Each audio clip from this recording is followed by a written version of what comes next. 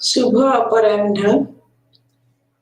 आज BHIC 134 paper रे ए class attend करथुवा सबु पिलामानंकु स्वागत।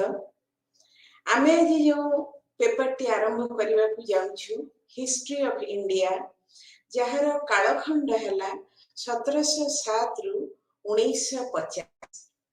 दीर्घ 243 वर्षर इतिहास से कालखंड टी को आमे पढ़िबा एवं एटा 13टा यूनिट तम मानकर ए बही रे अछि एवं से 13टा यूनिट को आमे पढ़िबा 1950 पर्यंत। 1950 पर्यंत जेतेबेले भारत गोटिए रिपब्लिक बा गणतांत्रिक राष्ट्र हिसाब रे यार संविधान प्रचलन हैला सेते पर्यंत हैला एई कालखंडटी।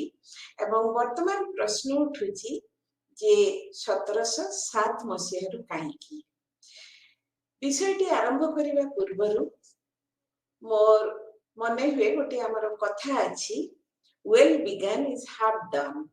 अर्थात जो जिनिसटीर आरंभटी ठीक भावरे करा जाए निश्चित भावरे से कामटी अधादि हो जाए और तार मध्य गोटे भल परिसमाप्ति घटी थाए। एटा हमर आज प्रथम क्लास आमे आरंभ करूछु आज 1707 मसीहारु, जार समाप्ति घटिबो 1950 रे। आज जोटा आमे कहू अयम आरंभ शुभाय भवतु। तेणु गोटे भल उद्देश्य नहीं भल कामना करी आमे विषयटी को आरंभ करूछु। 1707 मसीहा कहीं गोटे 1710 नुह बा 1700 मसीहा नुह 1707 कहीं ना जनरली आम जो कौन गोटे पीरियड आरंभ करू समय आरंभ करू इतिहास रे आमे गोटे मार्क रखी थाउ एई वर्षटी हैला मोगल सम्राट औरंगजेब तांकर मृत्यु वर्ष। पुणी प्रश्न उठी पारे किछि कोठी नहीं गोटे मोगल सम्राट रो मृत्यु वर्ष रो काहीकि हम आरंभ करिबा। तार कारण हैला जे मोगल साम्राज्य रे आमे जो यहा कहा जाए ग्रेट मुगल्स जो क्रमान्वय भावरे 6 जण मुगल सम्राट शासन कले एवं भारत को एक केंद्रीभूत शासन देई 1526 रु 1707 पर्यंत से माने जे राजत्व कले नेचुरली बा देखिबा को गले स्वाभाविक भावरे गोटे गोटे सेंट्रलाइज्ड एडमिनिस्ट्रेशन केंद्रीय प्रशासन प्रतिष्ठा करिबारे से माने समर्थ होइतिले। सामाजिक सांस्कृतिक राजनैतिक दृष्टिकोणरु आमे देखिबा को पाउछु बेस अभिवृद्धि मध्य घटिथिला।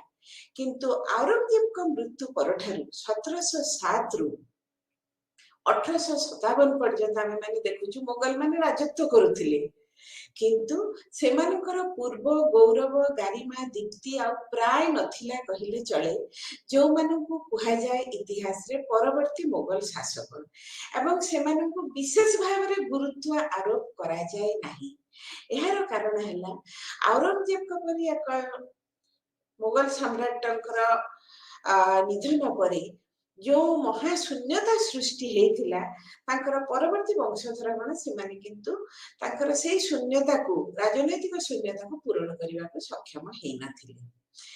ए दृष्टि रु देखिबा को गले राजनैतिक दृष्टिकोणरु कूटनैतिक दृष्टिकोणरु अष्टादश शताब्दी रहिछि किछि निजस्व वैशिष्ट्य। प्रत्येक शताब्दी आमे जो एकविंश शताब्दी रा तृतीय दशकर पृथ्वी रे तृतीय दशकर प्रथम पादर पृथ्वी रे उपनीत एहार मध्य किछि रहिछि वैशिष्ट्य। ऊनविंश शताब्दी रा वैशिष्ट्य अछि सेही परि विंश शताब्दी मध्य वैशिष्ट्य युक्त।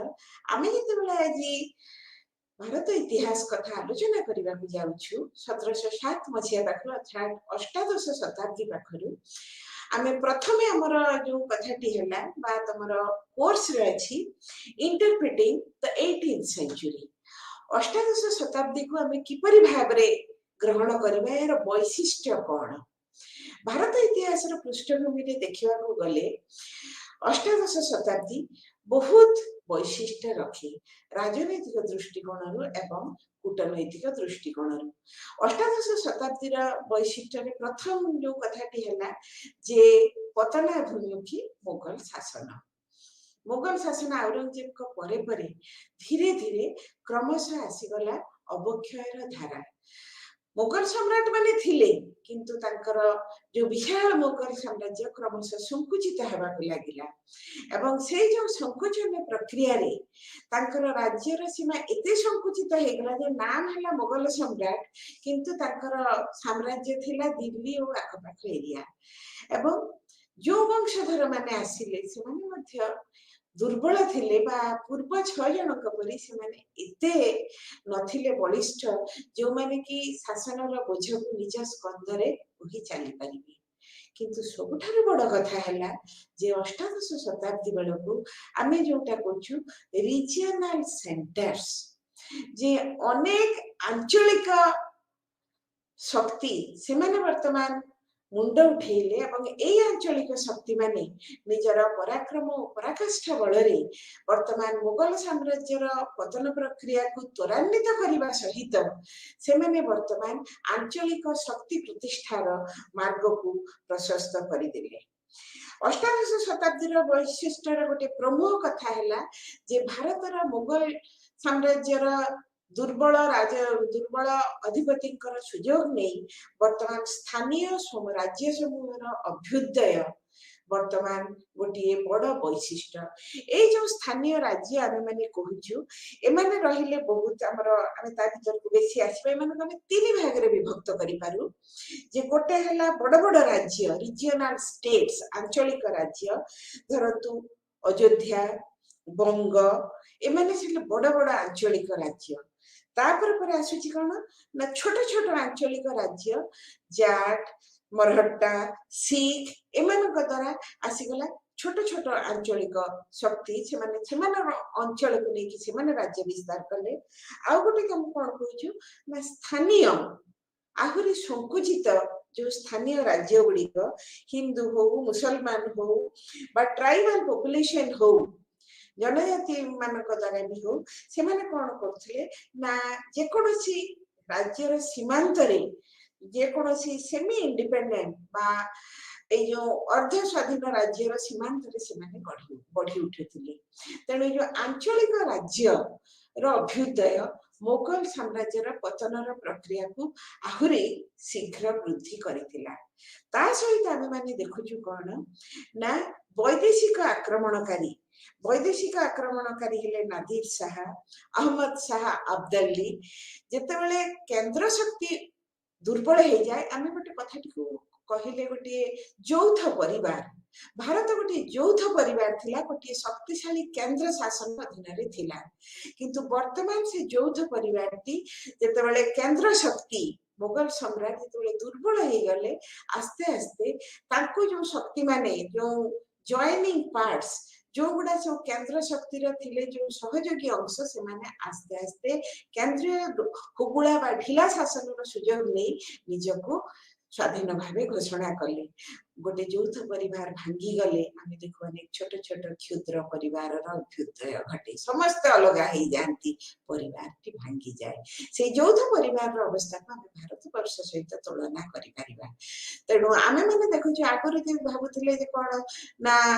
राजनैतिक असह्य धर्मगत असहिष्णुता औरंगजेब धर्मांधता ये सब मुगल साम्राज्य जो पारंपरिक कारण भाव देखा जाउतला वर्तमान किंतु आ सेपरी भाव ग्रहण करा जायनी वर्तमान इंटरप्रिटेशन डे वर्तमान आम जो विश्लेषण रे देखुछु जे आधुनिक जो अष्टादश शताब्दी रे ए जो आंचलिक राज्य समूहर अभ्युदय गोटे विराट प्रक्रिया सृष्टि करितला एवं खाली से राजनैतिक अभ्युदय नुहे तत्सहित से सामाजिक और सांस्कृतिक अभ्युदय घटिता प्रत्येक आंचलिक राज्य निजस्व संस्कृति निजस्व परंपरा भितर से माने एमिति भाव तांकर सांस्कृतिक अभिवृद्धि घटिथिला जे से माने कोन करथिले ना तांकर जो कल्चरल इफ्लोरेशंस बा तांकर जो सांस्कृतिक प्राचुर्य पाखरे मलिन पड़ी जाइथिला मुगल संस्कृति तांकर सामाजिक जो स्तर विन्यास पाखरे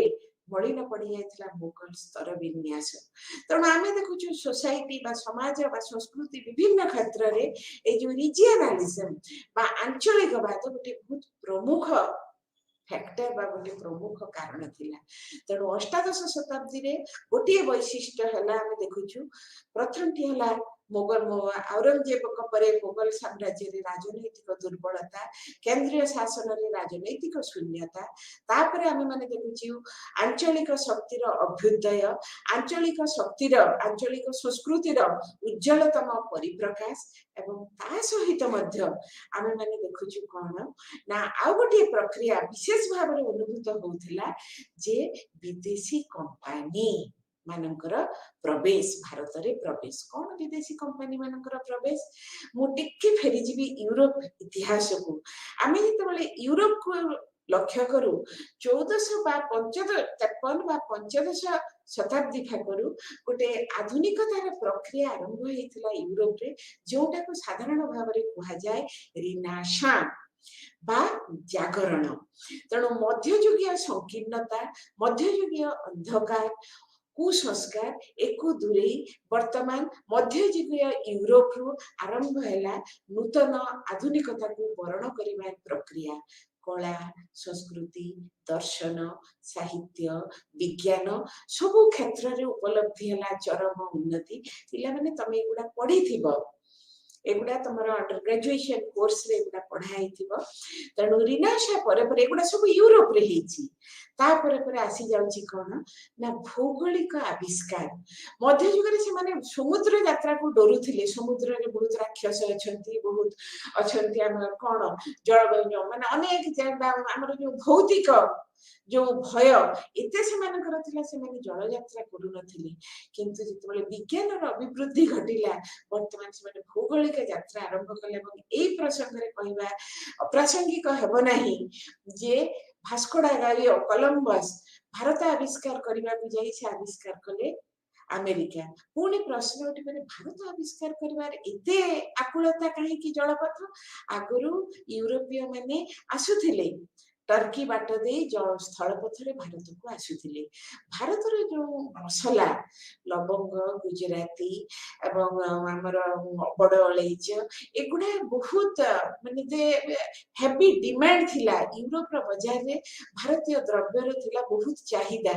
ତା ସହିତ ଭାରତର ହାତୀଦାନ୍ତ, ଭାରତର ଅଳଙ୍କାର ଆଉ ବିଶେଷ କରି ଭାରତର ମସଲିନ ଲୁଗା, ଭାରତର ଯୋଉ ମସଲିନ, ଭାରତର ଯୋଉ ଲୁଗା ତାକୁ ୟୁରୋପ ମାର୍କେଟରେ ଏତେ ପସନ୍ଦ ଯୋଗ୍ୟ ଥିଲା ଯେ ସେମାନେ ସେଟାକୁ ପାଇବାକୁ ଚାହୁଁଥିଲେ।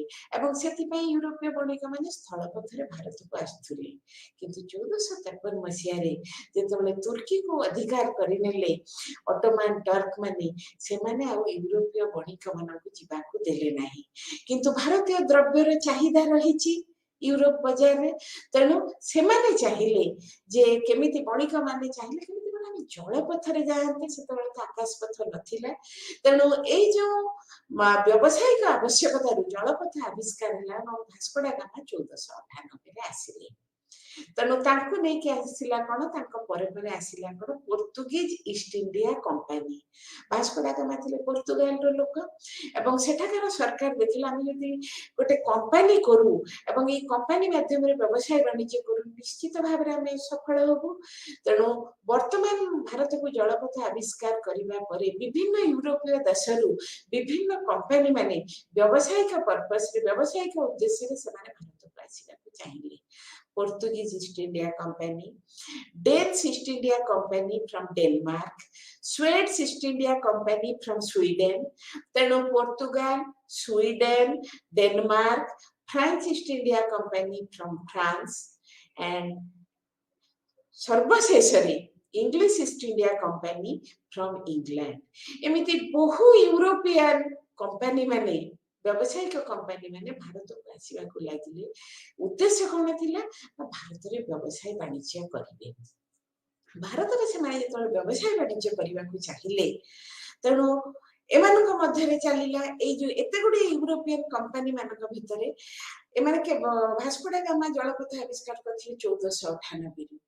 तामाने थोड़े आमे कहूछु कोन 15 शताब्दी शेष भाग तापर 15 century English East India company आसिला 16 शताब्दी रे तेणु से गोटे व्यावसायिक कंपनी भाव में भारत में व्यवसाय करते बहुत लाभ पाउथिले किंतु ए प्रक्रिया रे जेतेबेले मुगल साम्राज्य धीरे धीरे पतनाभिमुखी होउची केंद्रीय शक्ति दुर्बल होउची वर्तमान यूरोपीय कंपनी भितर दुईटी कंपनी से माने वर्तमान विशेष करे तांको भितरे आरंभ हैला कंपटीशन बा द्वंद्व गोटे हैला फ्रेंच ईस्ट इंडिया कंपनी गोटे हैला इंग्लिश ईस्ट इंडिया कंपनी एवं भारतर दुर्बल राजनीतिर सुजोग नहीं आमे माने सब बेले देखिछु जोठी केंद्र शक्ति दुर्बल हो जाए केंद्र शक्ति दुर्बल हो गला परे नेचुरली खाली राज्य तो आंचलिक शक्तिर अभ्युदय घटे नहीं ता सहित आमे माने कोन देखुछु ना एकतार अभाव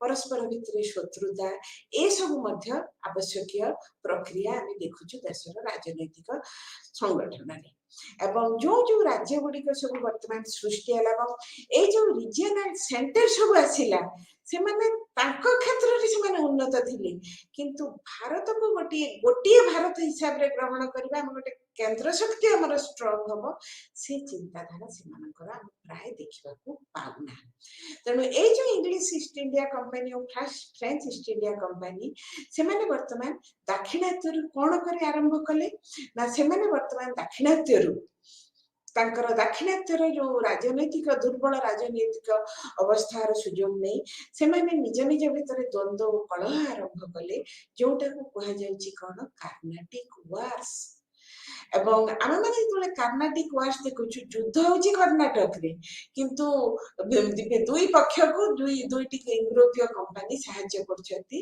एवं एथिरे हमें देखिलु जे ultimately English first East India company रा मुख्य थिले तमरा Clive French East India company रे थिले ड्यूप्ले किंतु जदियो बहु भाव रे से जने योग्य व्यक्ति थिले किंतु से तांकर जो मातृदेश फ्रांस रो सेमिति साहाय्य स्वागत बहुत किछि ताकर समस्या हेबारु हेई परिला नहीं French East India company was defeated माने परास्त हेले एवं इंग्रेज माने ये हे गले कोन हे गले ना दे केम आउट सक्सेसफुल तेणु अष्टादश शताब्दी अन्यतम वैशिष्ट्य भितर आमे देखिबा को पाउछु जे अष्टादश शताब्दी बेलकु इंग्लिश ईस्ट इंडिया कंपनी बेस माने कर्नाटिक युद्ध रे मध्य जयलाभ करि सारथिले एवं तीनोटी प्रेसिडेंसी बा सब बेले आउरी गोटे कथा लक्षणीय जे एमाने सब बेले रहिथिले समुद्र पाखापाखी शहर रे से माने रहिबा को पसंद करथिले कारण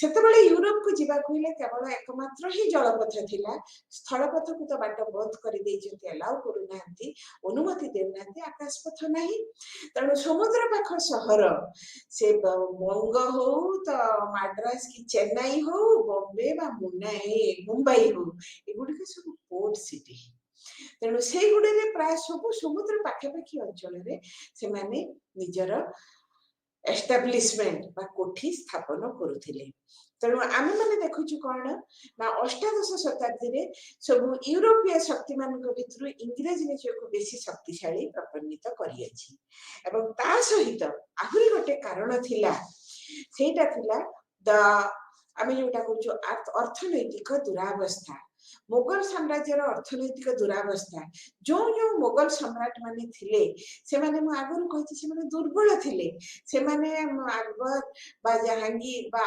औरंगजेब बा शाहजहां को परी माने ताको सहित तुलनीय नथिले सामरिक दृष्टिकोण हो बा कूटनैतिक दृष्टिकोण हो बा राजनैतिक दृष्टिकोण हो तेणु आमे माने देखुछु जे ए शक्ति माने ए जो मुगल शक्ति माने से माने किंतु ए जो बाहर रो जो आसी थिले से मानको विदेशी शक्ति मानकर से माने जे हमर देशर राजनीतिक प्रक्रिया रे आभ्यंतरीण प्रशासन रे हस्तक्षेप करछथि सेटा किंतु से माने चेक करि पारु नथिले मु जो कथाटी आगुरु कहिथिली जे एई समय रे खाली आंचलिक राज्य सहित आंचलिक संस्कृति रो मध्य अभ्युदय घटिथिला आंचलिक राज्य हिसाब रे आमे हैदराबाद देखुछु हैदराबाद रे आमे माने देखुछु हैदराबाद रे आसिले निजाम ऑफ हैदराबाद अयोध्या रे आसिले अयोध्या नवाब एवं बेंगल रे हे गले ବେଙ୍ଗଲର ନବାବ ଏଗୁଡା ଥିଲେ ଗୋଟେ ପ୍ରମୁଖ ଶକ୍ତି କେନ୍ଦ୍ର।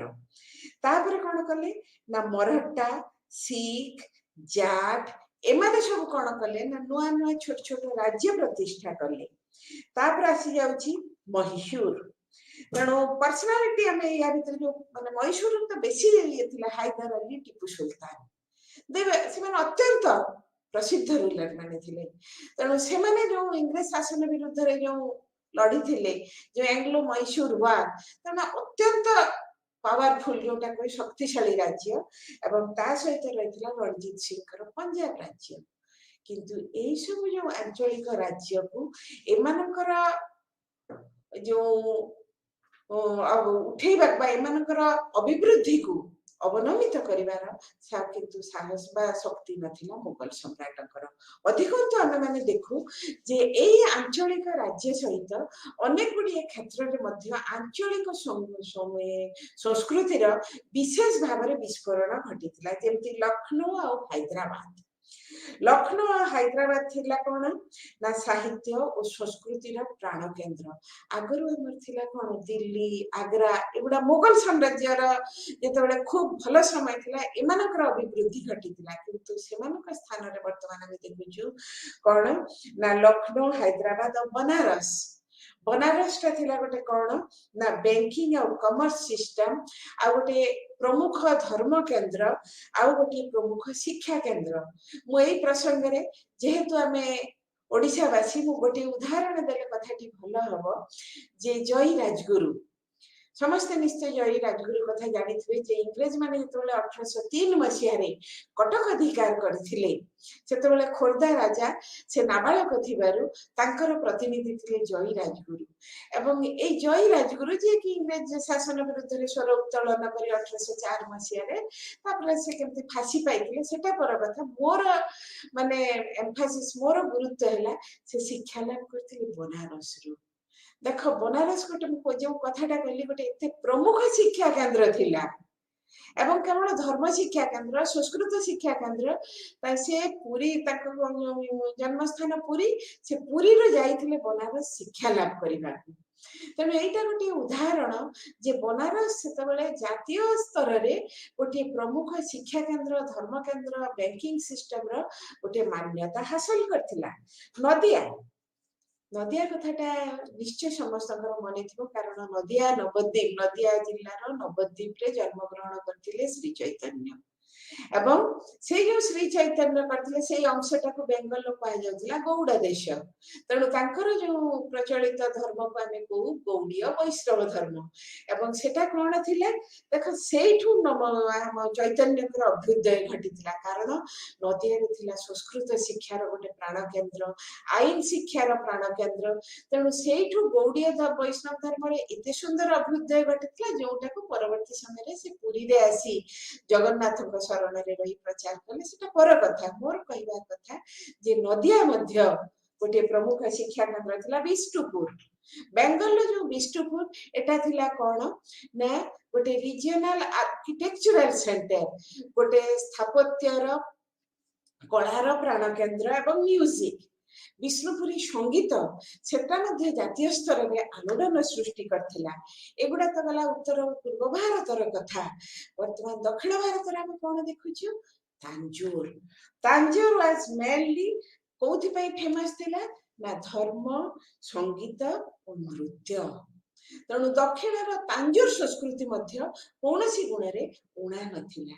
ଏଇ ଯୋଉ ସେଣ୍ଟର ବା କେନ୍ଦ୍ର ଗୁଡିକର ମୁଁ ନାଁ କହିଲି, ଏଗୁଡିକ ଅଷ୍ଟାଦଶ ଶତାବ୍ଦୀରେ ମୋଗଲ ସଂସ୍କୃତିର ପ୍ରାଣ କେନ୍ଦ୍ରକୁ ମଳି ନ ପକେଇ ସେମାନେ ନିଜସ୍ୱ ପ୍ରତିଭାରେ, ନିଜସ୍ୱ ଭାରତୀୟ ପ୍ରତିଭାରେ, କାରଣ ମୋଗଲ କେନ୍ଦ୍ର ଗୁଡାରେ ମୋଗଲ ସଂସ୍କୃତିର ପ୍ରାଧାନ୍ୟ ଥିଲା, କିନ୍ତୁ ଏସବୁ କେନ୍ଦ୍ରରେ ଭାରତୀୟ ନିଜସ୍ୱ ସଂସ୍କୃତି, ଭାରତୀୟ ନିଜସ୍ୱ ଐତିହ୍ୟ ପରମ୍ପରା ଏମିତି ଭାବରେ ଗୁରୁତ୍ୱ ହାସଲ କଲା ଯେ ମୋଗଲ ସାମ୍ରାଜ୍ୟ, ଯୋଉ ପରବର୍ତ୍ତୀ ମୋଗଲ ସମ୍ରାଟ ମାନେ, ଆମେ ତ ଜାଣୁ ଯେ ମୋଗଲ ସାମ୍ରାଜ୍ୟର କେବେ ସମାପ୍ତି ଘଟିଲା? 1857ରେ। 1857ର ସଂଗ୍ରାମରେ ଯୋଉ ସିପାହୀ ମାନଙ୍କର ଯିଏ ନେତା ହେଇଥିଲେ ଦ୍ୱିତୀୟ ବାହାଦୁର ଶାହ ଜଫର, ସିଏ ଥିଲେ ଲାଷ୍ଟ ମୋଗଲ ସମ୍ରାଟ, ଯାହାକି ବନ୍ଦୀ ହେଇକି ସେ ରେଙ୍ଗୁନକୁ ନିର୍ବାସିତ ହେଲେ ଏବଂ ତାପରେ ସେ ରେଙ୍ଗୁନରୁ से सेठी से मृत्युवरण कले। तेणु आमे माने देखुछु कोन ना मुगल साम्राज्य थिले मध्य तो गुरुत्व नथिला।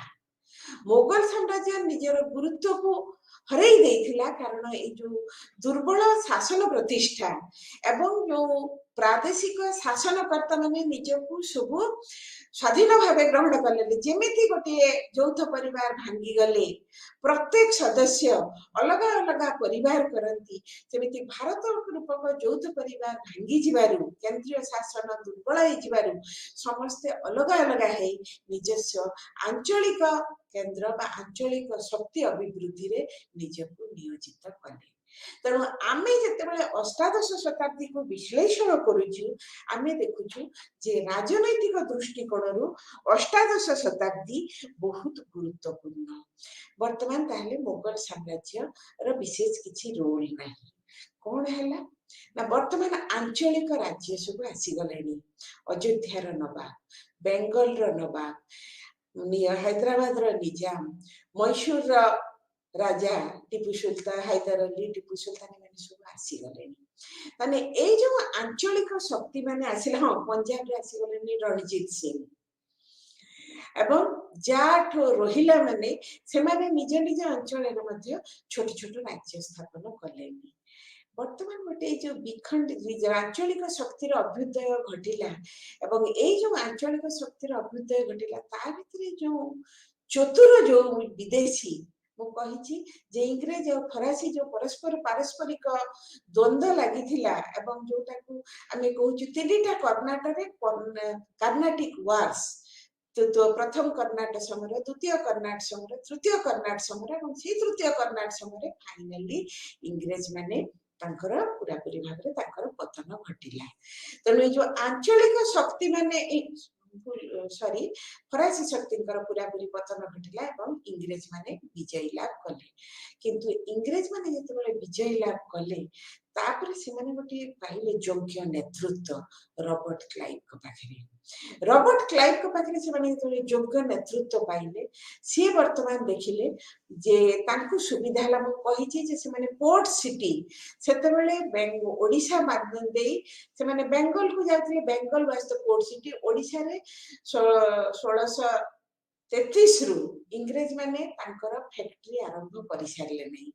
ओडिशा रो उपकूल रे जो बंदर गुडिक थिला मेनली हमर धामरा, चांदवाली, बालेश्वर, पिपिली पिपिली हला सुवर्णरेखा मुहाण रे एई सब जगह रे से माने सब तांकर इंग्रेज फैक्ट्री सब से माने एस्टैब्लिश करि सारिथिले एवं कलिकता पाखरे आमे देखुछु कोन ना इन 1689 1689 जो इंग्रेज कंपनी रा जने कर्मचारी जॉब चार्नर गोविंदपुर, सुतानटी, कलिकता तीनिटी जगह से किनिथिले।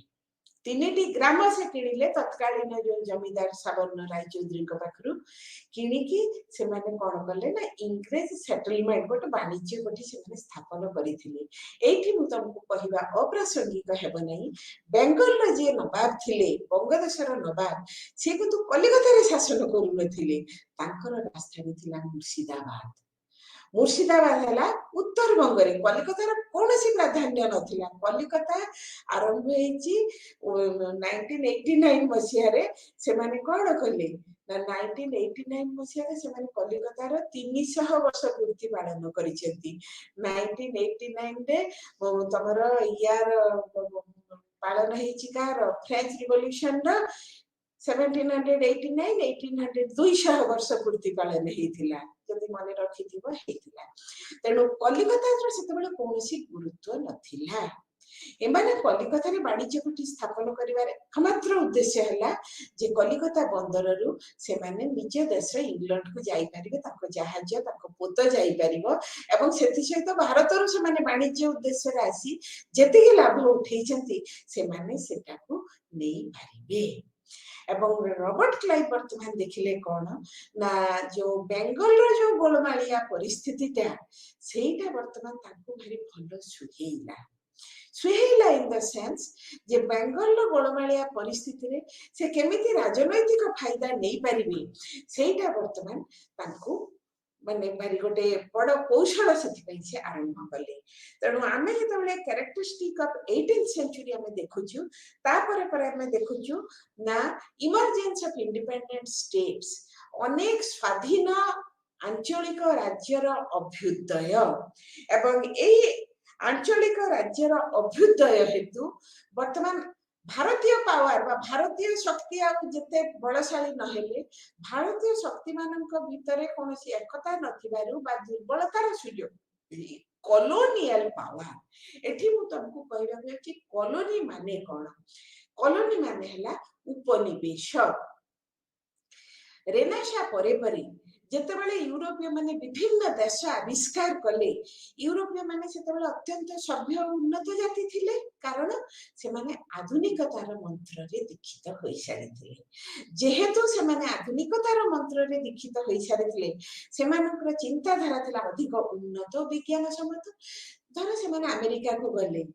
आमे जो तथाकथित कहूछु युक्तराष्ट्र अमेरिका यूएसए जो बाइडेन ये सेटा भी गोटे समय रे इंग्लैंड अधीन रे थिला जो माने कि 1776 मसिया रे the famous American war of independence से माने युद्ध करथिला अमेरिका स्वाधीनता संग्राम आरंभ होई से माने सेमिति मुक्त हेतिले आ गोटे नूतन चिंताधारा आरंभ हे गला जोटा को कहा जाय कॉलोनियलिज्म उपनिवेशवाद उपनिवेशवाद माने एई जो अनुन्नत देश गुडी को से माने जाई पहुंचुथिले सेठी से माने सेठिकार अनुन्नत शिक्षित अधिवासी मानक ऊपर प्रभुत्व विस्तार करी सेठी से माने जो राजत्व आरंभ कले सेटा को कहा जाय कोन ना दे वर द मास्टर से माने थिले प्रभु जाति जहां पर राजत्व करथिले से माने हेले कोन तांकर प्रजा बा ए जो हला कोन ना प्रभु आ प्रजा ए जो संपर्कटा से माने एटा को कह जाय कॉलोनियल भारत थिला इंग्रेज शासनर कॉलोनी जेतेबेले भारत रे इंग्रेज माने शासन स्थापन करिवे ए बंगरु आरंभ करिवे सेति पय बंग को टिके गुरुत्व देई कहूची बंगरु आरंभ करिवे तापरे सेटा करिवे गोटे नुवा प्रक्रिया आरंभ हला से प्रक्रियाटा को कह जाय कॉलोनियलिज्म उपनिवेशवाद भारत केमिति इंग्रेज अधीन रे गोटे उपनिवेश हला एवं एई उपनिवेशवाद प्रक्रिया स्वरूप से माने हेले हमर प्रभु जाति आमे हेलु तांकर अधीनस्थ आमे माटीर संतान हेई पारु किंतु हमर हाथ रे किछि रहिला नाही आमे जो छुआटी दिने पढुथुलु जे आमे चलाउछु देश हमरी नारे आमे नाउरी सेटा हेला नै सेटा हम स्वाधीन हबा परे हो हमर स्वाधीनता केमिति अस्तगामी हबो एवं ताहा पई मुगल साम्राज्य शून्यता जो मुगल साम्राज्य पतन प्रक्रिया जो केंद्र शक्तिर शून्यता राजनैतिक आ कूटनैतिक शून्यता आंचलिक शक्तिर अभ्युदय एवं इंग्रेज मानकर दाक्षिणात्य रे कर्नाटिक वार रे फरासी मानक ऊपर विजय एवं बेंगल रो बा बंगदेश रो जो दुर्बल अर्थनैतिक दुर्बल राजनैतिक अवस्था ए प्रक्रिया को आहुरी विशेष भाव रे आगो को नहीं जाइथिला केमिति बैटल ऑफ प्लासी साधारण भाव देखा गले 1757 को आम गोटे इतिहास टर्निंग पॉइंट हिसाब रे ग्रहण करू एस्टाब्लिशमेंट ऑफ कॉलोनियल पावर केमिति औपनिवेशिक शक्तिर स्थापना घटिला भारत रे सेटा को आमे माने देखिबा एवं ई स्थापनार मूलबिंदु थिला कोठी ना बंगदेश जोटा कि इंग्रेज मुगल शासन काल रे एटा गोटे सुबा थिला सुबा मीन्स आधुनिक प्रदेश बा राज्य मुगल शासन अधीन रे से माने मुगल सम्राट माने बंगदेश को गोटे सुबा बा गोटे प्रदेश हिसाब रे ग्रहण करुथिले किंतु 1707 परे परे दुर्बल मुगल शासन सुजोग नहीं वर्तमान सब प्रादेशिक अधिकारता माने निजको स्वाधीन बोली घोषणा कले बेंगल मध्य स्वाधीन हैला तेणु आमे माने देखुचु मुर्शिद कुली खान आसिले तापरे आसिले अलीवर्दी खान एवं तापरे आसिले नवाब सिराजुद्दौला एवं एई नवाब सिराजुद्दौला का समय रे संगठित पलासी युद्ध हमर भारतर जो उपनिवेशिकवाद बा जो कॉलोनियल गवर्नमेंट एई शासन प्रक्रिया रो मूल दुआ पकाइथिला काहे कि ନା ସିରାଜୁଦ୍ଦୌଲା ସିରାଜୁଦ୍ଦୌଲା କିନ୍ତୁ ଏତେ ଦୁର୍ବଳ ଶାସକ ନଥିଲେ। ଯୋଉଟେ କଥା ହୁଏ କଣ ନା, ସେ ଯେତେବେଳେ ଆସିଲେ ଗୋଟେ 24-25 ବର୍ଷର ଯୁବକ। ପିଲାମାନେ ତମେ ନିଶ୍ଚୟ ଫ୍ରେଞ୍ଚ ରିଭଲ୍ୟୁସନ କଥା ପଢିଥିବ। ଫ୍ରେଞ୍ଚ ରିଭଲ୍ୟୁସନ ଆମେ ମାନେ ଯେତେବେଳେ ଦେଖୁଛୁ, ଫରାସୀ ବିପ୍ଳବ 1799 ସାଲରେ ଆରମ୍ଭ ହେଲା। ସେତେବେଳେ ଫ୍ରାନ୍ସର ରାଜା ଥିଲେ ଷୋଡଶ ଲୁଇ। ଏବଂ ଷୋଡଶ ଲୁଇ ଯେତେବେଳେ କଣ ଥିଲେ ନା, ୟଙ୍ଗ ମ୍ୟାନ ଅଫ 22, 22 ବର୍ଷର ଗୋଟେ ପିଲାକୁ ଯଦି ରାଜା କରାଯାଏ, ଏବଂ ତାଙ୍କର ପ୍ରକୃତି ଦେଖିଲେ ଭାରି ସରଳ, ଭାରି ଭଲ, ଭାରି ମାନେ ଅତ୍ୟନ୍ତ ଗୋଟେ ଭଲ ପ୍ରକୃତିର ସେ ଜଣେ ଯୁବକ ଥିଲେ। କିନ୍ତୁ ପରିସ୍ଥିତି ଏମିତି ହେଇଥିଲା ଯେ ତାଙ୍କୁ ମୁଣ୍ଡକାଟ ତାଙ୍କର ଘଟିଥିଲା। ମାନେ ଏତେ ଗୋଟେ ଅନେକ ସମୟରେ କୁହାଯାଏ ଯେ ଆମର call a king kind his reign will be a failure. ଗୋଟେ ରାଜାକୁ ଯଦି ଆମେ ଦୟାଳୁ କହିବା, ତାଙ୍କ ରାଜ୍ୟ କିନ୍ତୁ ସଫଳ ହେଇନପାରେ ରାଜତ୍ଵ। ଏତେ ଭଲ ଲୋକ ଥିଲେ ସେ ମେରି ଆନ୍ଥୋନି, ତାଙ୍କ ସ୍ତ୍ରୀ କେମିତି ସବୁବେଳେ ରାଜକାର୍ଯ୍ୟରେ ହସ୍ତକ୍ଷେପ କରୁଥିଲେ ସେଟା ଆମର ଅଲଗା କଥା। କିନ୍ତୁ ସିରାଜୁଦ୍ଦୌଲା ଦୁର୍ବଳ ନଥିଲେ। ସିରାଜୁଦ୍ଦୌଲା ବିଶ୍ୱାସଘାତକତାର ଶିକାର ହେଇଥିଲେ। ସିରାଜୁଦ୍ଦୌଲା ଶିକାର ହେଲେ ଗୃହ ଶତ୍ରୁର, ଆଉ ସବୁଠାରୁ ବେଶୀ ହେଲା ଇଂରେଜ ମାନଙ୍କ ବ୍ୟବସାୟିକ ମନୋବୃତ୍ତିର। ଇଂରେଜ ମାନେ କାହିଁକି କଲିକତାରେ ତାଙ୍କର ବାଣିଜ୍ୟ କୋଠି ସ୍ଥାପନ କଲେ? ଉଦ୍ଦେଶ୍ୟ ହେଲା ବ୍ୟବସାୟ ବାଣିଜ୍ୟ। ଆଉ ଢାକାର ଯୋଉ ମସଲିନ ଲୁଗା, ସେତେବେଳେ ଯୋଉ ଆଧୁନିକ ଯୋଉ ବର୍ତ୍ତମାନର ବାଂଲାଦେଶ, ସେଟା ବି ଥିଲା ବେଙ୍ଗଲ ସାଙ୍ଗରେ ମିଶିକି। ତେଣୁ ବେଙ୍ଗଲ ସୁବା ବୋଲି ଏଟା ବହୁତ ବଡ ଥିଲା, ଇନକ୍ଲୁଡିଂ ଓଡିଶା। ଓଡିଶା ବି ମଧ୍ୟ ତା ଅଧୀନରେ ଅନେକ ସମୟ ଧରି ଥିଲା। ତେଣୁ ଆମେ ମାନେ ଦେଖୁଛୁ କଣ, ଏଇ ଯୋଉ ବେଙ୍ଗଲ ପ୍ରେସିଡେନ୍ସି ପ୍ରଥମ ପରବର୍ତ୍ତୀ ସମୟରେ ହବ ବେଙ୍ଗଲ ପ୍ରେସିଡେନ୍ସି। କିନ୍ତୁ ବେଙ୍ଗଲ ସୁବାରେ ସେମାନେ ଯେତେବେଳେ କଲେ, ବିଶେଷ କରି ଇଂଲଣ୍ଡରେ ସେତେବେଳେ ଆମର ଶିଳ୍ପ ବିପ୍ଳବ ଆରମ୍ଭ ହେଇଗଲାଣି। ସେମାନେ ବିଭିନ୍ନ ପୃଥିବୀର ବିଭିନ୍ନ କଲୋନୀରୁ କଞ୍ଚାମାଲ ନେଇ ସେମାନେ ଶିଳ୍ପ ବିପ୍ଳବ କେମିତି ଶିଳ୍ପ, ଧର ଏଇ ଆମ ଭାରତରୁ ତୁଳା ନେଲେ, ସେମାନେ ନେଇ ତାଙ୍କର ଯୋଉ ଟେକ୍ସଟାଇଲ ଇଣ୍ଡଷ୍ଟ୍ରି ଲାଙ୍କାସାୟାର, ମାଞ୍ଚେଷ୍ଟରରେ ସେମାନେ ଇଏ କରିବେ, ତମର ମେସିନ ମେଡ୍ ଲୁଗା କରିବେ, ପୁଣି ଆଣିକି କଲୋନୀର ମାର୍କେଟରେ ବିକ୍ରି କରିବେ ଏବଂ ଲାଭ କରିବେ। ବହୁତ କଥା ଅଛି। ଯେତେବେଳେ ମୁଁ ତାଙ୍କର ଅର୍ଥନୈତିକ ଯୋଉ ପ୍ରଭାବ ପକେଇବି ମୁଁ ସେତେବେଳେ କହିବି। କିନ୍ତୁ ସେମାନେ ଯେତେବେଳେ କଲେ, ସେମାନେ ରାଜାଙ୍କ ପାଖରୁ କଣ କଲେ ନା, ନବାବଙ୍କ ପାଖରୁ ଗୋଟେ ଦସ୍ତକ ପାଇଥିଲେ। ଦସ୍ତକ ମାନେ ହେଲା ଯେ ଆମେ କମ୍ପାନୀ ଜିନିଷ ନବା ଆଣିବା କରିବା ପାଇଁ ଗୋଟେ କର ଛାଡ, ଗୋଟେ ତାଙ୍କୁ ଦସ୍ତକ ଟିକେ କର ଛାଡ କରନ୍ତୁ, ଏମିତି ସେମାନେ କରିଥିଲେ। ଯୋଉଟାକୁ କୁହାଯାଏ କଣ ନା, ସେମାନେ କମ୍ପାନୀର ଜିନିଷ ବ୍ୟବହାର କରିବା ପାଇଁ। କିନ୍ତୁ ଇଂରେଜ ମାନେ ତ ହେଲେ ବହୁତ ଚାଲାକ ଜାତି। ପୁଣି ତାଙ୍କୁ ଆହୁରି ଗୋଟେ ଉଦାହରଣ ଦେବି। ତମର ୟୁରୋପିଆନ ହିଷ୍ଟ୍ରିରୁ ନେପୋଲିୟନଙ୍କ କଥା ପଢିଥିବ। ଫରାସୀ ବିପ୍ଳବ ପରେ ପରେ ନେପୋଲିୟନ ଆଇଲେ, ଏବଂ ନେପୋଲିୟନଙ୍କର ସବୁଠାରୁ ଶ୍ରେଷ୍ଠ ଶତ୍ରୁ କିଏ ଥିଲା ନା, ଇଂଲଣ୍ଡ। ତମେ ମାନେ ପଢିଥିବ ଦ କଣ୍ଟିନେଣ୍ଟାଲ ସିଷ୍ଟମ, ଯୋଉ ମହାଦେଶୀୟ ଯୁଦ୍ଧ ସେ ଆରମ୍ଭ କଲେ ଇଂରେଜ ମାନଙ୍କ ବିରୁଦ୍ଧରେ। ସେଇଟା ଆରମ୍ଭ କରିବା ପୂର୍ବରୁ ସେ ଗୋଟେ ରିମାର୍କ ଦେଇଥିଲେ, England is a nation of shopkeepers, ଗୋଟେ ଦୋକାନୀ ଜାତି। ଏମିତି କହିବାର ତାତ୍ପର୍ଯ୍ୟ କଣ ନା, ଏଟା ପରୋକ୍ଷ ଭାବରେ ସେ ସୂଚେଇ ଦେଇଥିଲେ, ଦୋକାନୀ କେବେ କୌଣସି ଜିନିଷ ନିଜେ ତିଆରି କରେ ନାହିଁ, ଅନ୍ୟର ତିଆରି ଜିନିଷ ଉପରେ ସେ ଲାଭ ନିଏ। ସେ ଯିବ ଯୋଉ ଜାଗାରେ ଜିନିଷ ତିଆରି ହଉଛି ସେଠୁ ଜିନିଷ ଆଣିବ, ଏବଂ ସେଠୁ କମ ଦାମରେ ଆଣିବ, ଆଣିକି ସେଟାକୁ ସେ ବେଶୀ ଦାମରେ ମାର୍କେଟରେ ବିକ୍ରି କରେ। ସିଏ ତାଙ୍କର ନେପୋଲିୟନଙ୍କର କହିବାର ଉଦ୍ଦେଶ୍ୟ ହେଲା ଯେ ଇଂଲଣ୍ଡରେ କୌଣସି ଜିନିଷର ଏତେ ବେଶୀ ତୁଳା ହୁଏନି ଯେ ତାଙ୍କର ଶିଳ୍ପ ସବୁ ଟେକ୍ସଟାଇଲ ଇଣ୍ଡଷ୍ଟ୍ରି ଅଛି। କିନ୍ତୁ ଶିଳ୍ପ ବିପ୍ଳବ ପ୍ରଥମେ ଇଂଲଣ୍ଡରୁ ଆରମ୍ଭ ହେଇଛି। ଏବଂ ଅନ୍ୟ ତାଙ୍କର ଯୋଉ କଲୋନୀ, ସେଠୁ ସେମାନେ ତୁଳା ଆଣିଲେ। ତୁଳା ଆଣିକି ସେମାନେ କଲେ କଣ, ତାଙ୍କର ସେଠି ଯୋଉ ଲାଙ୍କାସାୟାର ମାଞ୍ଚେଷ୍ଟର ଯୋଉ ଅଛି, ସେଠି ସେମାନେ ଲୁଗା କରୁଛନ୍ତି। ତାହେଲେ ଦୋକାନୀ ଯେମିତି ଅନ୍ୟର ପ୍ରୋଡକ୍ସନ ଉପରେ ଲାଭ ନିଏ, ଏମାନେ ସେମିତି ଅନ୍ୟର କଞ୍ଚାମାଲକୁ ଆଣିକି ତାକୁ ସେମାନେ ଫିନିଶ୍ଡ ପ୍ରଡକ୍ଟ ବା ଭଲ ବସ୍ତୁରେ ପରିଣତ କରି ତାପରେ ସେମାନେ ଲାଭ ଉଠାଉଛନ୍ତି। ତେଣୁ ନେପୋଲିୟନଙ୍କର ଏଇ ଯୋଉ ଅବଜରଭେସନଟା ଆମେ ଯଦି ଏଠି ଆପ୍ଲାଏ କରୁ, ଆମେ ମାନେ ବି ଦେଖିପାରିବା ଯେ ସେମାନେ ସବୁବେଳେ ଚାହୁଁଥିଲେ କଣ ନା, ଲାଭ।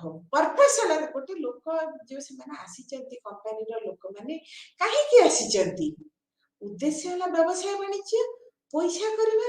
ଏବଂ ପଇସାଟା କୋଉଠୁ ଆସିବ, ବ୍ୟବସାୟ ବାଣିଜ୍ୟରୁ ଆସିବ।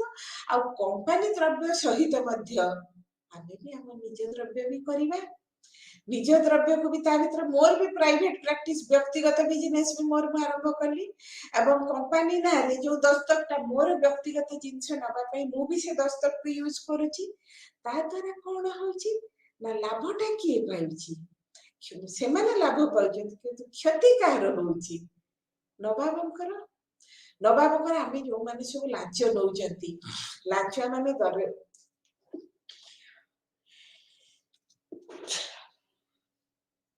एक्सक्यूज मी जो लांच माने धरा पडुचंती से माने जो टंका लांच नउचंती सेटा एक्चुअली कहार क्षति होउची सरकार को राजकोष क्षति होउची सरकारी टंका को मारचंती एवं सरकार को राजकोष क्षति हेले परोक्ष जनसाधारण माने क्षतिग्रस्त होउचंती तेणु एमाने जो करुथिले मिसयूज ऑफ दस्तक दस्तक रो जो अपव्यवहार करुथिले सेटा सिराजुद्दौला भी सही पारि नथिले तमे जतबेले देखिबो जे दिन को दिन नवाब सिराजुद्दौला और इंग्रेज कंपनी सहित वर्तमान कौन हेबाकु लागिला ना वर्तमान संपर्क वर्तमान खराब रु खराब हेबाकु लागिला और सिराज जेहेतु नवाब हेथिले अन्यान्य माने तांकर जो गृह शत्रु माने तांकर जो माउसी रो पुओ तांकर जो कर्मचारी माने थिले से माने जे इंग्रेज सहित हाथ मिलेइले तेणु विश्वासघातकता तेणु आमे जो विश्वासघातकता देखुछु वर्तमान कौन हैला ना से जो पलासी युद्ध भारत इतिहास रे गोटे कलंकित अध्याय माने तांकर जो कमांडर जो मुख्य सेनापति मिर्जाफर गोटे ना है कि नहीं वर्तमान मिर्जाफर ना कौन गोटे ब्रांड हो जाइए कौन विश्वासघातकतार से कहा सहित विश्वासघातकता करथिले ना निज मास्टर सिराजुद्दौला सहित निज प्रभु सहित आम जय राजगुरु निज प्रभु रक्षा पाई शहीद हेले जो राजा नाबालक राजा को रक्षा करने से शहीद होती किंतु ये निजर नवाब को रक्षा करने कौन ना उल्टी इंग्रेज सहित हाथ मिलते तेणु से जो पलासी युद्ध जो संगठित होता 1757 मसीह माने फॉर द फर्स्ट टाइम प्रथम थर करी गोटे अत्यंत उच्चाकांक्षी स्वाभिमानी दृढ़ प्रतिज्ञ राजा मध्य से एते विश्वासघातकतार शिकार हेले से परास्त होते इंग्रेज शक्ति पाखे केवल परास्त ही नथिले पुनश्च तांकर निधन मध्य घटिला माने विरुद्ध एते षड्यंत्र से छद्मवेश कोठी चली जाते धरा पड़े अल्टिमेटली मारी देथिले इंग्रेज माने तेणु आमे मैंने देखुछु कौन ना से जो बैटल ऑफ प्लासी रे जो नवाब सिराजुद्दौला जो हैला पराजय हैला सेठु आरंभ हैला ब्रिटिश शासन रो मूलदुआ जोटा को आमे कहूछु एस्टैब्लिशमेंट ऑफ कॉलोनियल पावर प्रथम गोटे विदेशी प्राइवेट कंपनी घरोई कंपनी इंग्लिश ईस्ट इंडिया कंपनी कौन सी सरकारी कंपनी नुह गोटे घरोई कंपनी वर्तमान भारत वर्ष परी गोटे प्राचीन ऐतिह्य समृद्ध देशर राजनैतिक अस्थिरतार सुजोग नहीं वर्तमान नवाब सिराजुद्दौला को परास्त करी वर्तमान प्रथम आरंभ मूलदुआ देला कौन हैला ना वर्तमान जो आमे को पपेट नवाब खेलना नवाब किए खेलना नवाब मिर्जाफर तांको से माने वर्तमान सिंहासन रे बसई देले एवं निजे वर्तमान आसी गेले कोठी तांकर दरकार से माने मुर्शिदाबाद काई ही जिवे मुर्शिदाबाद तो गोटे लैंड लॉक्ड एरिया चतुर्दिगरे स्थल भाग समुद्र नहीं से माने लंदन जिवे केमिति तेणु कलिकता इंग्रेज शासन आरंभ परठारु आमे देखा कलिकतार गुरुत्व धीरे धीरे बढ़िवा को लागिला 1757 रे हला कोन ना पलासी युद्ध एवं तापरे परे 1764 रे हबो बक्सार युद्ध एवं कौन से बक्सार युद्ध पलासी युद्ध रे सिराजुद्दौला निधन घटितला मिर्जाफर राजा हेले किंतु वृद्ध दुर्बल विश्वासघातक मिर्जाफर को तांकर केही समर्थन जन समर्थन भी कम थिला एवं तांकर निजर जे जोई मीर कासिम वर्तमान कौन कले ना वर्तमान समय हेले मंगर सिंहासन को आसिले एवं सी मीर कासिम मिर्जाफर आउ वर्तमान जो ना सॉरी वर्तमान कौन हैला ना बक्सर पाखरे से माने इंग्रेज मानन को प्रतिरोध करबा पई तीन जण मिसी गले ନବାବ ଅଯୋଧ୍ୟାର ନବାବ ଆଉ ବଙ୍ଗର ଇଏ ମୀର କାସିମ ଆଉ ହେଲେ ମୋଗଲ ସମ୍ରାଟ ମିଶି ସେମାନେ ବକ୍ସାରଠାରେ ଯୁଦ୍ଧ ଆରମ୍ଭ କଲେ ଇଂରେଜ ଶକ୍ତି ବିରୁଦ୍ଧରେ। ପ୍ରଥମ ମିର୍ଜାଫରଙ୍କୁ ସେ ପରାସ୍ତ କରି ବିତାଡ଼ିତ କରି ରାଜା ହେଇଥିଲେ ବଙ୍ଗର। ତାପରେ ତିନିଟା ଶକ୍ତି ବଙ୍ଗ, ଅଯୋଧ୍ୟା ଓ ମୁଗଲ ସମ୍ରାଟ, ନାକୁ ମାତ୍ର ମୁଗଲ ସମ୍ରାଟ, ସେମାନେ ମିଶି ବକ୍ସାର ଠାରେ ଇଂରେଜ ବିରୁଦ୍ଧରେ ସ୍ୱର ଉତ୍ତୋଳନ କଲେ। କଣ ହେଲା? ପୁନର୍ବାର ପରାଜୟ। ତିନିଟା ମିଳିତ ଭାରତୀୟ ଶକ୍ତି ପାଖରେ ପୁଣି ସେ ଇଂରେଜ ମାନେ ଜୟୀ ହେଲେ, ଶକ୍ତି ପରାଜିତ ହେଲେ। ଅବଶ୍ୟ ଏମାନେ ଯଦିଓ ଚେଷ୍ଟା କରିଥିଲେ, ତାର ଗୋଟେ ବଳିଷ୍ଠ କାରଣ ହେଲା ଯେ ଭାରତୀୟ ମାନଙ୍କର ମଧ୍ୟଯୁଗୀୟ ଯୁଦ୍ଧ କରିବାର କୌଶଳ। ଇଂଲଣ୍ଡରେ ସେମାନେ ରିନାସ ଯୋଗୁ ତମର କମାଣ, ତମର ଯୋଉ ବିଭିନ୍ନ ଯୋଉ ଗୋଳା ବାରୁଦ ସେସବୁ ଆସିଗଲାଣି। ଆମର ସେଇ ହାତୀ ଘୋଡା ରଥ ଉପରେ ବସିକି ଯୁଦ୍ଧ କରୁଛନ୍ତି। ଗୋଟେ ଯଦି ଢୋ ଢୋ କରିକି ଫୁଟିବ, ସବୁ ହାତୀ ଘୋଡା ଛିନଛତ୍ର ହେଇକି କୁଆଡେ ପଳେଇବେ। ତମର ସଂଖ୍ୟାରେ ଯେତେ ଥାଉ, ସେମାନେ ତ ଶବ୍ଦରେ ରହିବେ କି? ଯୋଉ ବାରବାଟୀ ଦୁର୍ଗକୁ ଯେତେବେଳେ ଇଂରେଜ ମାନେ ଦଖଲ କଲେ, ଗୋଟେ ବର୍ଣ୍ଣନା ଅଛି ଯେ ତାଙ୍କୁ ଲାଗିଥିଲା 3 ଘଣ୍ଟା ବା 4 ଘଣ୍ଟା। ବାରବାଟୀ ଦୁର୍ଗରେ ଥିଲା ମରହଟ୍ଟା ଶାସନ, ଇଂରେଜ ମାନେ ଅଧିକାର କଲେ ମରହଟ୍ଟା ମାନଙ୍କ ପାଖରୁ, ଏବଂ ମରହଟ୍ଟା ମାନେ ସେ ମଧ୍ୟଯୁଗୀୟ ପଦ୍ଧତି, ଏବଂ ଏମାନେ ସେ ଯୋଉ କମାଣ, ଗୋଳା ବାରୁଦ, ବିଟା ସବୁ ଲଗେଇକି କଣ କଲେ, 3-4 ଘଣ୍ଟା ଭିତରେ ସେମାନେ ବାରବାଟୀ ଦୁର୍ଗ ଅଧିକାର କରିନେଲେ। କଟକ ସେତେବେଳେ ଥିଲା ରାଜଧାନୀ, ଏବଂ ବାରବାଟୀ ଦୁର୍ଗରେ ସେମାନେ ରହୁଥିଲେ, ତାକୁ ଅଧିକାର କରିନେଇଥିଲେ। ତେଣୁ ବର୍ତ୍ତମାନ ଆମେ ଦେଖୁଛୁ ପଲାସି ଯୁଦ୍ଧ ଓ ବକ୍ସାର ଯୁଦ୍ଧ, ଏହି ଦୁଇଟା ଭାଗ୍ୟ ବଦଳେଇ ଦେଲା। କଲୋନିଆଲ ପାୱାର ମାନଙ୍କୁ, ଉପନିବେଶିକ ଇଂରେଜ ଶକ୍ତିକୁ ଅଧିକରୁ ଅଧିକ ଶକ୍ତିଶାଳୀ କରିଦେଲା। ଅଧିକରୁ ଅଧିକ ଶକ୍ତିଶାଳୀ କରିବା ଦ୍ୱାରା ବର୍ତ୍ତମାନ କଣ ହେଲା ନା, ଇଂରେଜ ମାନେ ଆହୁରି ଶକ୍ତିଶାଳୀ ହେଲେ। ବର୍ତ୍ତମାନ ରବର୍ଟ କ୍ଲାଇଭ ଆହୁରି ପାଦେ ଆଗେଇ ଯାଇ ନାକୁ ମାତ୍ର ମୋଗଲ ସମ୍ରାଟଙ୍କ ଠାରୁ ନେଇ ଆସିଲେ ବେଙ୍ଗଲ, ବିହାର, ଓଡିଶାର ଦେୱାନୀ, ରାଜସ୍ୱ ଆଦାୟ କରିବାର କ୍ଷମତା। ଆମେ ରାଜସ୍ୱ କାହାକୁ ଦଉ? ଆମେ ରାଜସ୍ୱ ଦଉ ସରକାରଙ୍କୁ। ବର୍ତ୍ତମାନ ସ୍ୱାଧୀନ ଭାରତରେ ଟ୍ୟାକ୍ସ ଆମେ ଯୋଉଟା ଦଉଛୁ, ଆମେ ଗଭର୍ଣ୍ଣମେଣ୍ଟକୁ ଦଉ। ବର୍ତ୍ତମାନ ସେ ଯେହେତୁ ପରାଜିତ ମୋଗଲ ସମ୍ରାଟ ହେଲେ ମଧ୍ୟ, ତଥାପି ଥିଓରିଟିକାଲି ସିଏ ଥିଲେ କଣ, ଭାରତର ମୁଖ୍ୟ। ତେଣୁ ସେଇଆ କରି ତାଙ୍କ ପାଖରୁ ନେଇ ଆସିଲେ ବେଙ୍ଗଲ, ବିହାର, ଓଡିଶାର ରାଜସ୍ୱ ଆଦାୟ କରିବ ଗୋଟିଏ ବ୍ୟକ୍ତିଗତ ପ୍ରାଇଭେଟ କମ୍ପାନୀ। ତେଣୁ ଏଇ ଯୋଉ ପ୍ରାଇଭେଟ କମ୍ପାନୀ ଆଦାୟ କରିବ, ଏଠି ଆହୁରି ଯୋଉ ମୂଳଦୁଆଟା ପଡିଥିଲା ପଲାସି ଯୁଦ୍ଧ ବେଳେ, ବକ୍ସାର ଯୁଦ୍ଧରେ ଆହୁରି ସବଳ ହେଲା। ଏବଂ ଦିୱାନୀ ଆଣିବା ପରେ ବର୍ତ୍ତମାନ ଭର୍ଚୁଆଲି ଗୋଟେ ଇଂରେଜ ଶକ୍ତି ନିଜକୁ ବଳିଷ୍ଠ ଭାବରେ ଅବସ୍ଥାପିତ କରିବାକୁ ସାହସୀ ହେଇଗଲା, ଏବଂ କଲିକତା ବର୍ତ୍ତମାନ ଆରମ୍ଭ ହେଲା କଣ, ପାଇବାକୁ ଲାଗିଲା ରାଜଧାନୀର ମର୍ଯ୍ୟାଦା। ଇଂରେଜ ଶାସନ କାଳରୁ ସେମାନଙ୍କର ସବୁବେଳେ ଗୁରୁତ୍ୱ ଥିଲା କଲିକତା ଉପରେ। ତେଣୁ ସେବେଠାରୁ 1912 ପର୍ଯ୍ୟନ୍ତ କଲିକତା ଥିଲା ଭାରତର ରାଜଧାନୀ। ଯେମିତି ଆମ ଓଡିଶାରେ 1948 ପର୍ଯ୍ୟନ୍ତ ଗଙ୍ଗ, ନରପତି, ଅନନ୍ତବର୍ମନ, ଚୋଡଗଙ୍ଗ ଦେବଙ୍କ ଠାରୁ କଟକ ଯୋଉ ରାଜଧାନୀ ହେଇଥିଲା, ସେଟା ରହିଲା 1948 ପର୍ଯ୍ୟନ୍ତ। 1948ରେ ବର୍ତ୍ତମାନର ଯୋଉ ରାଜଧାନୀ ଭୁବନେଶ୍ୱର, ଏଇଟା 1948ରେ ନୂଆ ରାଜଧାନୀକୁ ସିଫ୍ଟ କରିଗଲା। ସେମିତି କଲିକତା ରହିଲା ଇଂରେଜ ମାନେ, ମୋଗଲ ମାନଙ୍କର ରାଜଧାନୀ ଥିଲା ନୂଆଦିଲ୍ଲୀ ବା ଦିଲ୍ଲୀ, ପୁରାତନ ଦିଲ୍ଲୀ। ତାପରେ ପରେ ତମର ପରବର୍ତ୍ତୀ ସମୟରେ ନୂଆଦିଲ୍ଲୀ ଗୋଟେ ପାର୍ଟ ହେଇଯିବ, ଓଲ୍ଡ ଦିଲ୍ଲୀ, ନ୍ୟୁ ଦିଲ୍ଲୀ। କିନ୍ତୁ କଲିକତା ରହିଲା ଇଂରେଜ ମାନଙ୍କର ରାଜଧାନୀ ଏଇ ଯୋଉ ଆରମ୍ଭରୁ ଟିଲ୍ 1912, 1912 ପର୍ଯ୍ୟନ୍ତ। ତେଣୁ ତମେ ପରବର୍ତ୍ତୀ ସମୟରେ ଯାହା ବି ପଢିବ, ସବୁଟା କଲିକତା କାହିଁକି ଏତେ ଆଗେଇ ଗଲା, ସେ ଯୋଉ ସୋସିଓ ରିଲିଜିୟସ ରିଫର୍ମ ମୁଭମେଣ୍ଟ ପଢିବ, କାହିଁକି କଲିକତାରୁ ଆରମ୍ଭ ହେଲା।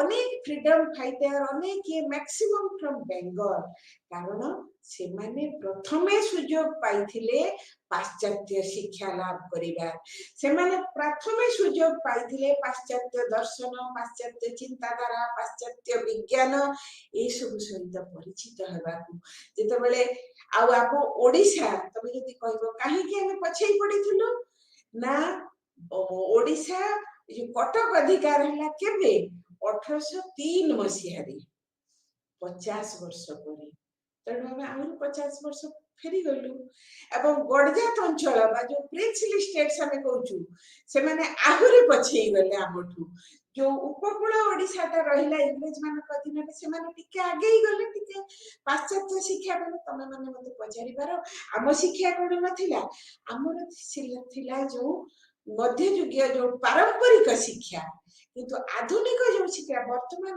आमे जो एजुकेशन ता पढुचे ता वेस्टर्न एजुकेशन बा आधुनिक शिक्षा धर तमे कहबो वर्तमान मु कंप्यूटर शिखिबि नै कि पढिबि नै किछि ना तमे पछै जीवो कारण हमको युग सहित ताल मिलै चलिबार अछि तेणु युग सहित ताल मिलैले वर्तमान मु जे तमे को टीवी रे कहूची एटा तो 2 वर्ष तले नथिला काहे कि कहूची कोरोना हमको शिक्षा देछि कोरोना हमको शिक्षा देछि जे वर्तमान गोटे ऑनलाइन क्लास वर्तमान वर्चुअल मोड रे मीटिंग केते सब ऑनलाइन रे हे गलानी वर्तमान डिजिटल यूनिवर्सिटी हबार भी आरंभ आसी गलानी प्रक्रिया ए सब रहला कोन समय को नै आमे आमको नै समय नुह तेणु से माने जो शिक्षा पद्धतिटा से समय रे पाइले जोटा अन्य माने पाइबार सुयोग रु वंचित थिले एवं सेति में हला कोन ना बेंगल रे सेठी आरंभ हला सामाजिक और धर्मनैतिक से जो संस्कार आंदोलन राजा राममोहन जी को कौन कह जाए the renaissance star of free India जो स्वाधीन भारत हम सी थे प्रथम ध्रुव तारा से जो प्रक्रिया आरंभ कले परवर्ती समय से कंप्लीट है के समाप्ति तार घटिला 1947 मसीह तेणु आमे माने वर्तमान यदि देखू जे अष्टादश शताब्दी रो एटा गोटे मु कहिछि जे एटा गोटे अन्यतम वैशिष्ट्य थिला जे मुगल शक्तिर अवक्षय आंचलिक शक्तिर अभ्युदय एवं ता सहित जोड़ी जाइतिला वैदेशिक शक्तिर शासन प्रतिष्ठा तेणु तीनटा जिनिस मिसी गला कोठी ना अष्टादश शताब्दी मार्ग प्रस्तुत कला 1757 पलासी युद्ध मार्ग प्रस्तुत कला कोथि पई ना या मार्ग प्रस्तुत कला वर्तमान औपनिवेशिक शासन पाई एवं से शासन प्रक्रिया धीरे धीरे बलवत्तर हैला बक्सर युद्ध रे एवं दीवानी लॉर्ड रॉबर्ट क्लाइव जेतेबेले आनिले दीवानी जो परमिशन लेटर नै आसी मुगल सम्राट कथारु से पूरा पूरी भाव लीगली आईनगत भाव राजस्व आदाय किए करे जे सरकार तेणु से माने आईनगत भाव से माने हेले भारतर अधिकर्ता आमे माने चली गलु पराधीनतार श्रृंखला भीतर को वर्तमान विदेशी शक्ति हमको आमर वर्तमान रहिला कोन गोटे विदेशी घरोई कंपनी जे व्यवसाय वाणिज्य पाई देश को आसीथिला से माने वर्तमान ए देश रे प्रतिष्ठा कले औपनिवेशिक शासन एवं आगामी 190 वर्ष पाई आमे जति देखु 1757 टाकू टर्निंग पॉइंट बा शासन रो मूल बिंदु 1947 190 वर्ष पाई ए जो विराट उपमहादेश एवं सेतबेले आहुरी बड़ थिला कारण हमर दीटा हस्तच्छेद हे जाईची ए पाखे पश्चिम हमर उत्तर पश्चिम रु पाकिस्तान बाहरी जाईची एवं हम पूर्व रु बांग्लादेश बाहरी जाईची किंतु सेतबेले तो थिला ए जो विराट शक्ति उपमहादेश रो से माने धीरे धीरे एवं ए 100 वर्ष भितरे प्रथम 100 वर्ष भितरे 1757 रु 1857 भितरे से माने कोन हे जिबे ना 1757 रु 1857 भितरे से माने हे जिबे समग्र भारत वर्ष को निज अधीन को नहीं आसीबे समग्र भारत वर्ष को निज अधीन को नहीं आसी से माने हे जिबे एई उपमहादेश विराट उपमहादेश रो सर्वमय कर्ता वर्तमान आमे जेतेबेले ସ୍ୱାଧୀନତା ପରବର୍ତ୍ତୀ 70 ବର୍ଷ ପରେ ଏଗୁଡାକୁ ଭାବୁଛୁ, 70 ତ ନୁହେଁ 73 ବର୍ଷ ପରେ, 74 ବର୍ଷ ପରେ ଆମେ ଯେତେବେଳେ ଏଗୁଡାକୁ ଭାବୁଛୁ, ଆମେ ମାନେ ଚିନ୍ତା କରିପାରୁନୁ ସତରେ ଏମିତି ଘଟିଥିଲା। କାରଣ ଆମେ ପରାଧୀନତାର ସ୍ୱାଦ ଚାଖି ନାହୁଁ। କିନ୍ତୁ ଯୋଉମାନେ ପରାଧୀନତାର ସ୍ୱାଦ ଚାଖିଛନ୍ତି ସେମାନେ ଜାଣନ୍ତି ଯେ ସେ ସମୟର ଜୀବନ ଆଉ ବର୍ତ୍ତମାନର ଜୀବନ ଭିତରେ କେମିତି ମାନେ ସ୍ୱର୍ଗ ମର୍ତ୍ତ ପ୍ରଭେଦ। ଅନ୍ତତଃ ଆମର ନିଜସ୍ୱ ସ୍ୱାଧୀନତା ଅଛି, ଆମର ନିଜସ୍ୱ ମୌଳିକ ଅଧିକାର ଅଛି, ଯୋଉଗୁଡାକୁ ଆମେ ସମ୍ବିଧାନରେ ପଢିବା ସେସବୁ ନଥିଲା। ଆମେ ବର୍ତ୍ତମାନ ପଶିଗଲୁ ପରାଧୀନତାର ଶୃଙ୍ଖଳକୁ, ଏବଂ ଏଇ ଯୋଉ ପରାଧୀନତାର ଶୃଙ୍ଖଳ ଭାରତରେ ଆରମ୍ଭ ହେଲା। ତେଣୁ ସାମଗ୍ରିକ ଭାବରେ ଯଦି ଆମେ ଦେଖୁ ପ୍ରାଚୀନ ଯୁଗଟା ବା ପ୍ରାଚୀନ ଭାରତରେ ଆମେ ଦେଖୁଛୁ କଣ ନା ଦୁଇଟି ରାଜବଂଶର ବିଶେଷ ଗୁରୁତ୍ୱ ଥିଲା। ଗୋଟେ ହେଲା ମୌର୍ଯ୍ୟ ଓ ଗୁପ୍ତ ରାଜବଂଶ। ପ୍ରାଚୀନ ସଭ୍ୟତାରେ ଥିଲା ହରପ୍ପା ସଂସ୍କୃତି, ଆର୍ଯ୍ୟ ସଭ୍ୟତା, ଏବଂ ଭାରତୀୟ ସଂସ୍କୃତି ଏକ ନିର୍ଦ୍ଦିଷ୍ଟ ରୂପରେଖ ନେବାକୁ ଆରମ୍ଭ ହେଇଥିଲା। କିନ୍ତୁ ତାପରେ ପରେ ଆମେ ଦେଖୁଛୁ ମଧ୍ୟଯୁଗରେ ଆମର ଭାରତୀୟ ଯୋଉ ଶାସନର କେନ୍ଦ୍ରବିନ୍ଦୁ ଧୀରେ ଧୀରେ ପ୍ରଥମ ଆସିଲେ ଦିଲ୍ଲୀର ସୁଲତାନି ରାଜବଂଶ। 4-5ଟି ରାଜବଂଶ ସେମାନେ ରାଜତ୍ୱ କଲେ। ଦାସ ବଂଶ, ତୁଗଲକ ବଂଶ, ଖିଲଜି ବଂଶ, ସୈୟଦ ଲୋଦୀ ବଂଶ। ତାପରେ ଆମେ ମାନେ ଦେଖୁଛୁ ମୋଗଲ ମାନେ ରହିଲେ। ମୋଗଲ ମାନଙ୍କ ପରେ 1707 ପରେ ଯଦିଓ ମୋଗଲ ରାଜବଂଶ ରହିଲା, କିନ୍ତୁ ସେମାନେ ଥିଲେ ତାଙ୍କର ପ୍ରାଧାନ୍ୟ ପ୍ରତିପତ୍ତିହୀନ। ସେମାନଙ୍କୁ ଇତିହାସରେ କୁହାଯାଏ ଦ ଲେଟର ମୁଗଲ୍ସ ଅର ଦ ପରବର୍ତ୍ତୀ ମୋଗଲ ଶାସକ। ଦୁର୍ବଳ, ଅନୁପଯୁକ୍ତ ଉତ୍ତରାଧିକାରୀ ମାନେ ରହିଲେ। କିନ୍ତୁ ତାରି ଭିତରେ ଯୋଉ ଆଉଟି ଗୋଟିଏ ନୂଆ କଥା ଆମେ ଦେଖୁଛୁ ଯେ ଯୋଉ ଆଞ୍ଚଳିକ ଶକ୍ତିର ଅଭ୍ୟୁଦୟ ଘଟିଲା ସତ, କିନ୍ତୁ ସେମାନେ ତାରି ଭିତରେ ଯୋଉ ବାହାରୁ ଆସିଲେ ୟୁରୋପୀୟ ବଣିକ ଜାତି, ଏବଂ ସେମାନଙ୍କ ଭିତରେ ଯୋଉ ରେସ୍ ଆରମ୍ଭ ହେଲା, ମାନେ ଭାରତୀୟ ମାଟିରେ ତମ ନିଜ ଘରେ ବିଦେଶୀ ମାନେ ଯୁଦ୍ଧ କରୁଛନ୍ତି ତାଙ୍କର ପ୍ରତିପତ୍ତି ପାଇଁ, ସେମାନେ ଜୟଲାଭ କଲେ, ଆମକୁ ପୁଣି ଦବେଇଲେ ଏବଂ ଆମର ଭାଗ୍ୟଡୋରୀକୁ ନିଜ ହାତରେ ବାନ୍ଧି ନେଲେ।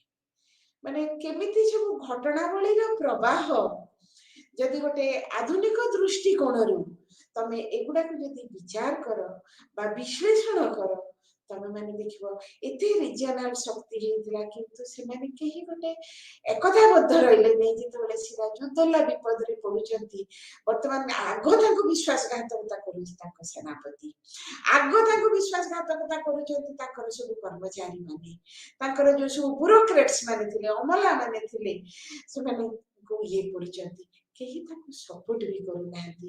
ଆମ ଭିତରେ ଯେଉଁ ମାନେ କଣ ଆମେ ନିଜ ପାଇଁ, ତା ବୋଲି ଯେ ଆମେ ଦାସକୁ ଭଲ ପାଉ ତା ନୁହଁ, କିନ୍ତୁ ଗୋଟିଏ ମାନେ ଏକତାବଦ୍ଧ ଭାବରେ ଆମେ ଯେ ଗୋଟେ ଅନୁଷ୍ଠାନ ପାଇଁ ଲଢିବୁ, ଯେ ଭାରତକୁ ଏକ ରଖିବୁ, ସେସବୁ ଚିନ୍ତାଧାରା ଆମ ଭିତରେ ପରେ ଆସିଲା। ଯୋଉଟା ଆମେ କହୁଛୁ ଗ୍ରୋଥ ଅଫ ନ୍ୟାସନାଲିଜମ।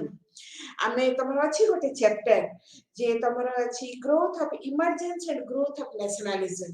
ତମେ ମତେ କହିବ କଣ ତା ଆଗରୁ ଆମ ନ୍ୟାସନାଲିଜମ ନଥିଲା? ଆମର ଜାତୀୟତାବାଦ ନଥିଲା, କିନ୍ତୁ ଆମର ଦେଶ ପ୍ରୀତି ଥିଲା, ସ୍ୱଦେଶ ପ୍ରୀତି ଥିଲା, ଦେଶ ଅନୁରାଗ ଥିଲା, ସବୁ ଥିଲା।